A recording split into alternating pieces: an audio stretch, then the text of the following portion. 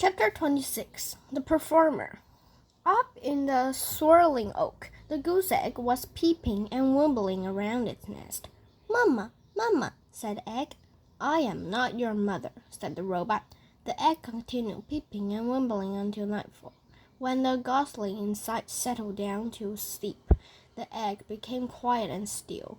The robot was about to settle into her own kind of sleep when she heard something in the underbrush below. Roz peered down from the branches and saw weeds rustling in the moonlight. A creature was crawling past, but the creature stayed low, hiding in the darkness shadows, so that Roz couldn't see who it was. Roz wasn't the only one watching. A pair of furry ears rose up behind the leg. The ears belonged to a very hungry badger. He lay in wait as the shadowy creature came closer and closer, and when the time was right, the badger pounced. You might expect the creature under attack to run for her life, or to defend herself, or at the very last to scream. But when the badger bounced, this creature just rolled onto her back, stuck on her tongue, and dead. Not only was she dead, she was rotten, and the badger's face twisted with disgust. Black! Blotch! What a stench! He pulled at the stinky corpse a few times and then gave up. No thanks, he grumbled to himself. I'd rather eat beetles. And the badger hurried off to find the last disgusting meal. Had that mysterious creature been frightened to death? And how could her body possibly rot so quickly? Roz was confused, and the robot became considerably more confused an hour later, when the dead creature's ear began to flicker, her nose began to twitch, and she rolled onto her feet and went on her way as if nothing had happened. The robot's voice called down from a tree. "Are you alive or are you dead?" The creature's voice hissed up from the shadows. "Who's there? Why have you been watching me?" "What you just did was unbelievable," said Roz. I could not look away. "Unbelievable? Really?" The creature's voice seemed to be softened.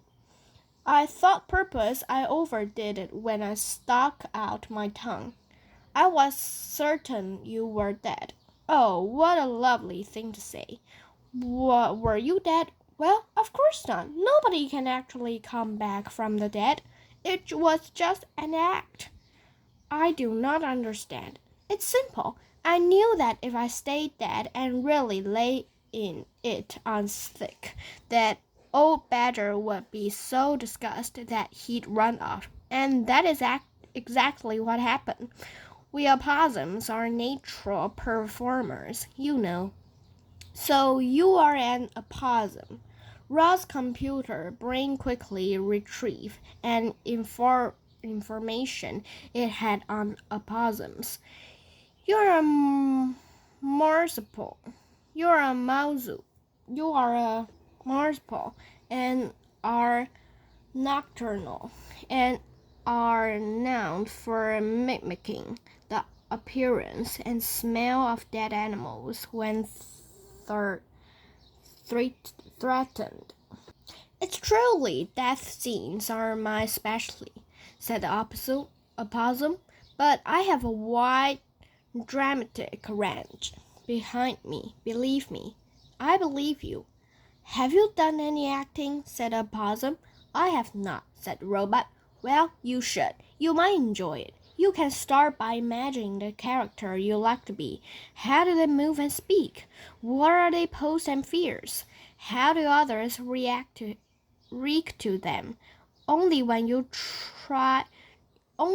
truly understand a character can you become that character."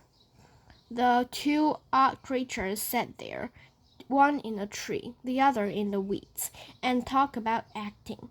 The opossum went on and on about her various acting methods and her triumphant performance, and our robot absorbed every word.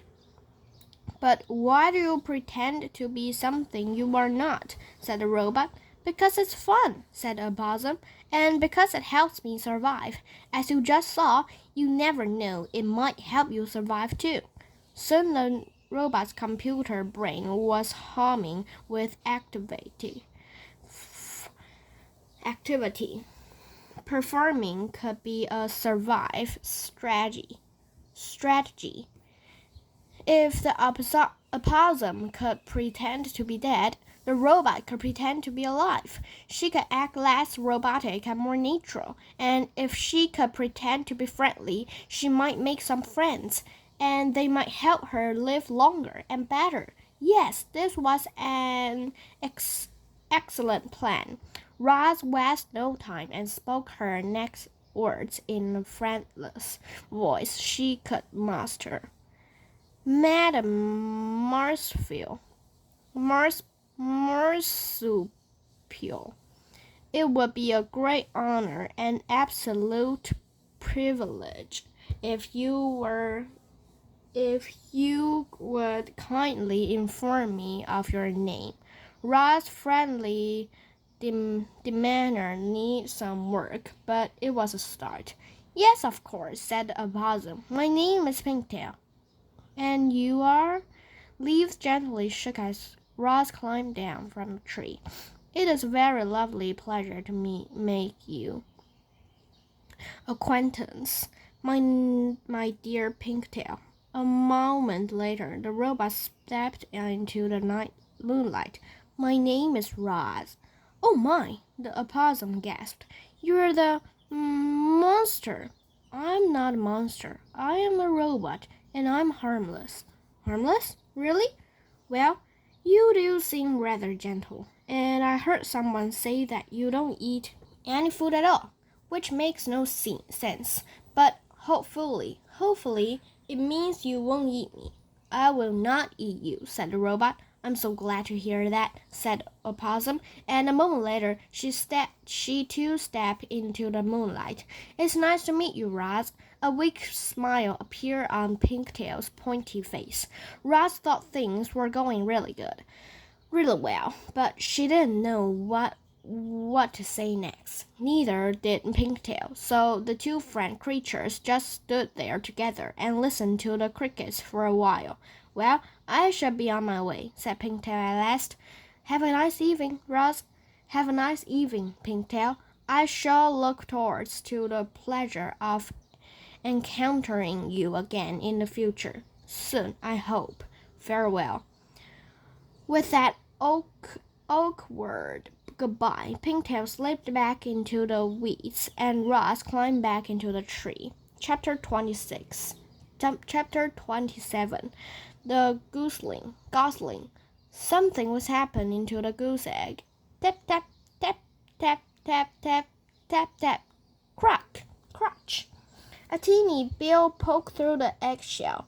Peep once, and then continued crunching away. The hole grew bigger and bigger, and then, like a robot breaking from a crack, a hatchel pulled himself out into the world. He lay quickly in his nest, with his eyes closed, surrounded by chips or broken shell. And when his eyes slowly winked open, the very first thing he saw was a robot looking back. Mama, Mama, peeped the gosling. I am not your mother, said the robot. Mama, Mama, I am not your robot. I am not your mother. Food, food. The gosling was hungry. Of course he was. So using her friendless voice, Roz said, What would you like to eat, little darling? Food, was the only response. The hatchling was far too young to be helpful. Roz needed to find a grown goose, so she scooped up the nest with the gosling inside, placed it on her flat shoulder, and marched through the forest, searching for geese. Chapter 28. The Old Goose. Ordinarily, the forest animals were half run away from the monster, but they were awfully curious why she was carrying a hatchet on her shoulder, and once Rod explained the situation, animals actually tried to help. A frog pointed rods up to the squirrels. A squirrel recommended that she speak with the magpies, and then a magpie sent them over to a beaver pond. A ground grows soggier, the grass grew taller, and soon the robot and the gosling were looking across a wide, murky pond. Dragonflies buzzed through the weeds. Turtles sunned themselves on the log. Schools of small fish gathered in the shadows, and there, floating in the center of the pond, was an old gray goose. A very good morning to you. The robot's friendly voice boomed over the water. I have an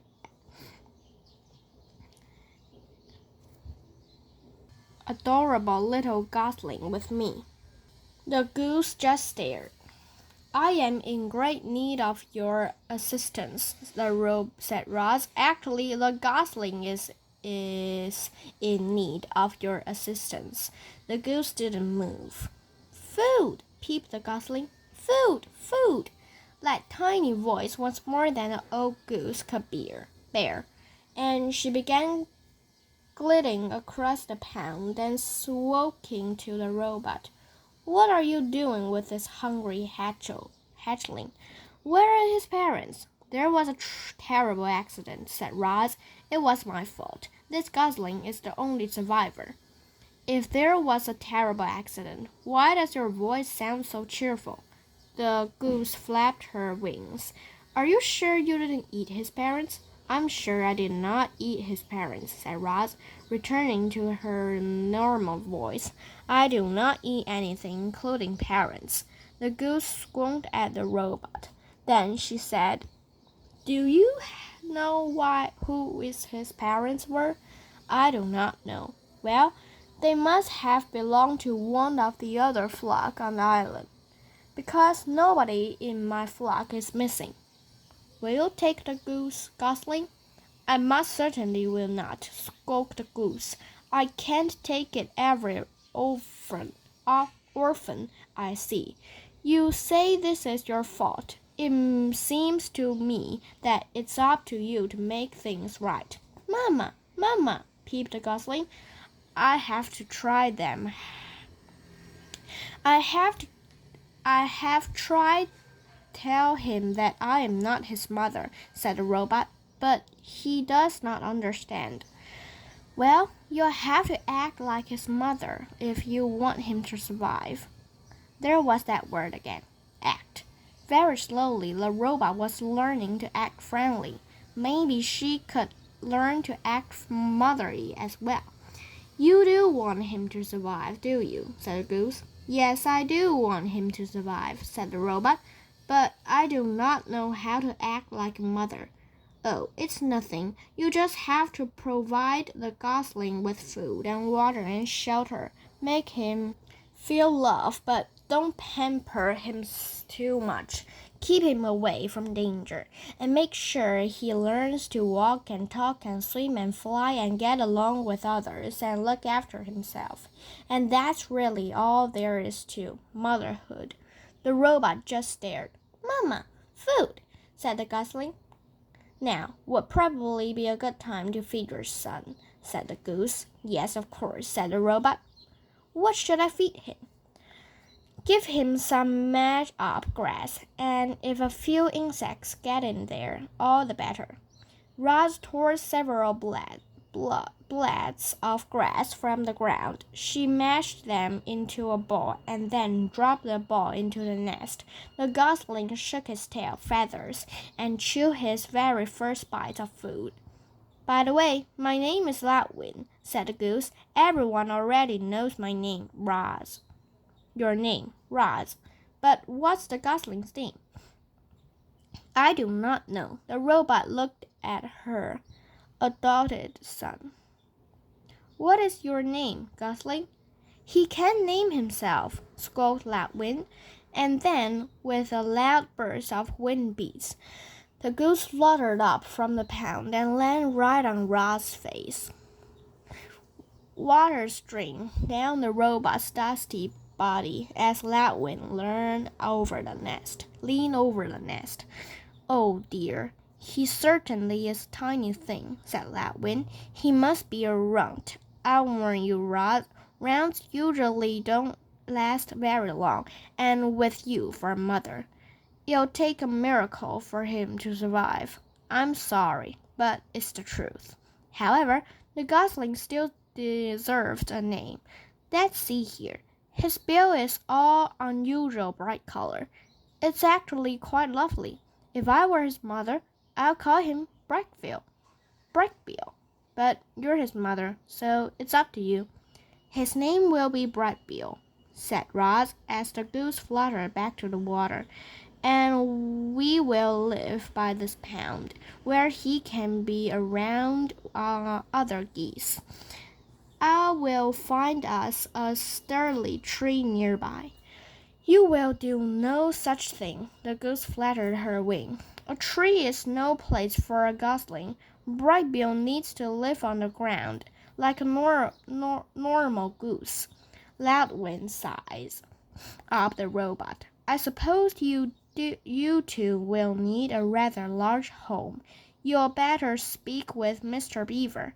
He can build anything. He's a little gruff at times, but if you're extra friendly, I'm sure he'll help you out. And if he gives you trouble, remind him that he owes me a favor.